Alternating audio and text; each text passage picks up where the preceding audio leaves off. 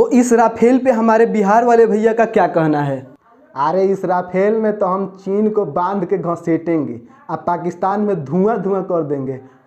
नेपाल का तो कहना ही नहीं है, ऐसे ही उसमें गर्दा गर्दा हो जाएगा। हेलो एंड वेलकम दोस्तों, मेरा नाम है शशि और आप देख रहे हैं शशि प्रकाश छोटू यूट्यूब चैनल। दोस्तों आज की वीडियो में हम लोग बात करेंगे कि राफेल लड़ाकू विमान भारत के लिए कितना महत्वपूर्ण है और यह लड़ाकू विमान कितना ताकतवर है। क्या ऐसा लड़ाकू विमान चीन और पाकिस्तान के पास नहीं है?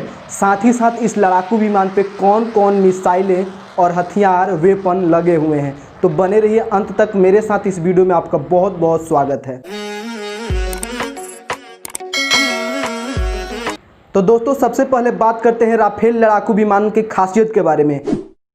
तो राफेल लड़ाकू विमान को दुनिया का सबसे ताकतवर लड़ाकू विमान माना जाता है। राफेल में बिल्ड की गई मिसाइलें राफेल को दुनिया के सभी लड़ाकू विमानों से अलग बनाता है, खास बनाता है। राफेल में मिटियार, नेक्सर गन, साथ ही साथ इसके अलावा स्काल्प मिसाइल और हैमर मिसाइल लगा हुआ है। राफेल की सबसे खास बात यह है कि इसे हवा में ही रीफिलिंग किया जा सकता है, अर्थात उड़ने के दौरान यदि इसका फ्यूल ईंधन खत्म हो जाता है तो हवा में ही उड़ते उड़ते इसमें ईंधन भरा जा सकता है। इसका स्पीड और ऊंचाई पर उड़ने की जो खासियत है इसे और अगले नेक्स्ट लेवल पर लेकर चला जाता है। राफेल की रफ्तार 2222 अर्थात 2222 किलोमीटर प्रति घंटा है। और इतना ही नहीं, राफेल 1 मिनट में 60,000 फुट ऊंचाई पर जा सकता है और वहां से यह अपने दुश्मन पे या दुश्मन के प्लेनों पे हमला बोल सकता है। तो है ना राफेल में कुछ खास बात। तो इस राफेल पे हमारे बिहार वाले भैया का क्या कहना है? अरे इस राफेल में तो हम चीन को बांध के घसीटेंगे, पाकिस्तान में धुआं धुआं कर देंगे। नेपाल का तो कहना ही नहीं है, ऐसे ही उसमें गर्दा गर्दा हो जाएगा।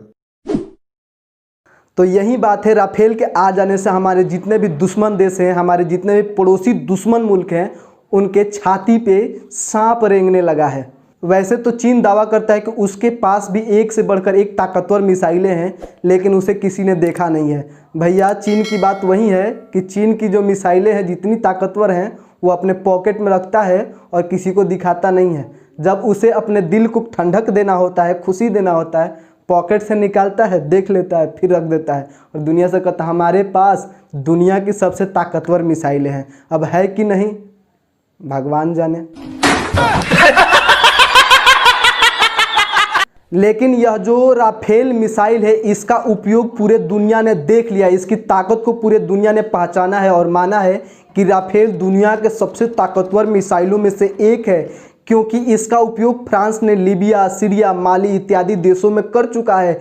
कई ऐसे युद्धों में इसका उपयोग किया जा चुका है। साथ ही साथ लीबिया और सीरिया में ISI को ख़त्म करने के लिए फ्रांस ने इसका उपयोग करके पूरे दुनिया को चौंका दिया था कि इसकी मारक क्षमता कितनी है और राफेल कितना ताकतवर है। अब बात करेंगे कि राफेल में जो जो मिसाइलें लगी हैं उनका क्या खासियत है, वो कितने ताकतवर हैं और वे कैसे राफेल को दुनिया के सबसे अलग लेवल के सबसे ताकतवर मिसाइल बना देते हैं, सबसे ताकतवर लड़ाकू विमान बना देते हैं। तो सबसे पहले बात करते हैं राफेल में लगे मिटियार मिसाइल के बारे में। तो दोस्तों मिटियार मिसाइल की मारक क्षमता 150 किलोमीटर है, अर्थात अपने इस राफेल मिसाइल को दूसरे देश में प्रवेश भी नहीं करना पड़ेगा। अपने देश में उड़ान भरते हुए ही हम 150 किलोमीटर दूर अपने दुश्मन पे हमला बोल सकते हैं। और ये मिटियार मिसाइल जो है इसकी मारक क्षमता अचूक है, यह कभी धोखा नहीं खा सकता है। आप इससे पिन पॉइंट को सेंटर बना करके हमला कर सकते हैं। अब बात करते हैं राफेल में लगे दूसरे मिसाइल स्काल्प के बारे में। तो दोस्तों स्काल्प वह मिसाइल है जिसकी मारक क्षमता 600 किलोमीटर है। हाँ दोस्तों आपने सही सुना, 600 किलोमीटर। और यह मिसाइल हवा में स्थित अपने दुश्मन पे, अपने दुश्मन देश के मिसाइल को 600 किलोमीटर दूर ही हमला बोल सकता है, ध्वस्त कर सकता है। और इसका मारक क्षमता अचूक होता है, 600 किलोमीटर दूर ही अपने दुश्मन देश के मिसाइल को यह नस्तनाबूद अर्थात ध्वस्त कर सकता है। अब बात करते हैं राफेल के तीसरे पॉइंट के बारे में। तो राफेल में नेक्सर गन लगा हुआ है, नेक्सर 30M791 गन। इस गन की विशेषता यह है कि यह गन 1 मिनट में 2500 राउंड गोलियां छोड़ती है, चलाती है। मतलब एक बार में 2500 राउंड गोलियां चलाएगी। अब बात करते हैं राफेल के हैमर मिसाइल के बारे में। तो दोस्तों अभी जो भारत में 5 राफेल लड़ाकू विमानें आई हैं उसमें हैमर मिसाइल नहीं लगा है। अभी चीन और भारत के बीच जो ताज़ा विवाद हुआ था उसके बाद भारत के सरकार ने यह फैसला लिया कि अब जितनी भी राफेल मिसाइलें आएंगी, लड़ाकू विमानें आएंगी, उसमें हैमर मिसाइल भी लगा होगा जिसका मारक क्षमता 60 से 70 किलोमीटर है। तो दोस्तों अब बात करेंगे कि यह जो हैमर मिसाइल है वो स्काल्प और मिटियार से इसका मारक क्षमता कम है। इसका मारक क्षमता कम है लेकिन यह बहुत ज़्यादा ताकतवर है। इसका उपयोग हवा से ज़मीन पर टारगेट करने के लिए किया जाता है। अर्थात हमारी राफेल जब ऊपर से उड़ान भरेगी और नीचे कोई बंकर लगा हो या कोई टारगेट हो हमसे 60 से 70 किलोमीटर दूर, तो यहाँ से ही हम उस बंकर को ध्वस्त कर सकते हैं। इसलिए गलवान के पहाड़ी एरिया में ऐसे मिसाइल का बहुत ज़्यादा ज़रूरत था भारत के वायुसेना को। इसलिए भारत सरकार ने यह निर्णय लिया है कि आने वाले राफेल विमानों में यह हैमर मिसाइल लगा होगा जो बंकर को भी 60 या 70 किलोमीटर दूर से उड़ा सकता है और इसका टारगेट अचूक होता है।